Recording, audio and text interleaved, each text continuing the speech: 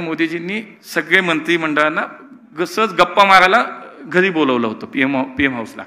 पण त्याच दिवशी सकाळी दिल्ली विमानतळावरती एक छत कोसळलं होतं आणि दिल्ली विमानतळाचं छत कोसळलं होतं आणि त्याच दिवशी संध्याकाळी आम्हाला सगळ्यांना बोलवलं होतं आणि सगळे राज्यमंत्री होते, कॅबिनेट मिनिस्टर नव्हते. कारण राज्यमंत्र्यांनाही कुठंतरी बाबा त्यांच्यासोबत संवाद करावा, त्यांची थोडी भीती कमी व्हावी असा कुठंतरी उद्देश त्यांचा होता. आणि सहज अशा एकदम अगदी इन्फॉर्मल गप्पा मारायला सुरुवात झाली. प्रत्येकाला सांगत होते की तुझी मिनिस्ट्री सांगा आणि तू हे सांग की काय काय काम मिनिस्ट्रीत गेला का, रिव्ह्यू घेतला का, ब्रीफिंग घेतलं का, कसं वाटलं काय आणि सांगा म्हणून. माझ्या वेळेला मी म्हटलं की माझ्याकडे सिव्हिल एव्हिएशन आणि सहकार.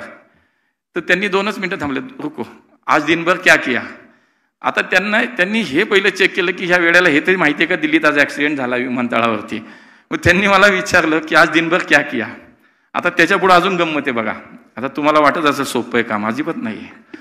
तर तसं झालं मला आणि मी गेलो होतो म्हणून मी सांगितलं की सुबह ऐसा हुआ, दिल्ली एअरपोर्ट ॲक्सिडेंट हुआ, मैं हॉस्पिटल गया, बाद में एअरपोर्ट गया, ऐसा ऐसा. ठीक आहे, सगळं ऐकून घेतलं, मान हलवली आणि पॉज घेऊन मला म्हणले आपको पता है आप 2.5 घंटे लेट पहुंचे वहां पे. आता असं म्हटल्यानंतर मला वाटलं अरे कुठून इथं आलो मी, काय करणं, आपला कार्यक्रम झाला वाटतं. ही जी पद्धत आहे. शिवाय त्याच्यानंतर आता परत एक 8-10 महिने झाले असते हरियाणातल्या एका एअरपोर्टचं उद्घाटन होतं आणि खरं तर शेजारी बसायचं म्हटलं नको वाटतं. तुम्ही तिकडं बघा मी इकडं बघतो, असंच असतं सगळं ते.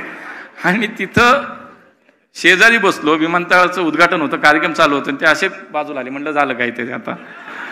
तर मी गेलो शेजारी असा 10-12 महीने हो गए, एक बार आओ तो सही क्या किया क्या नहीं किया जरा बताओ तो सही. म्हटलं आता हे काही खरं नाही दिसत. ह्या सगळ्या ह्याच्यात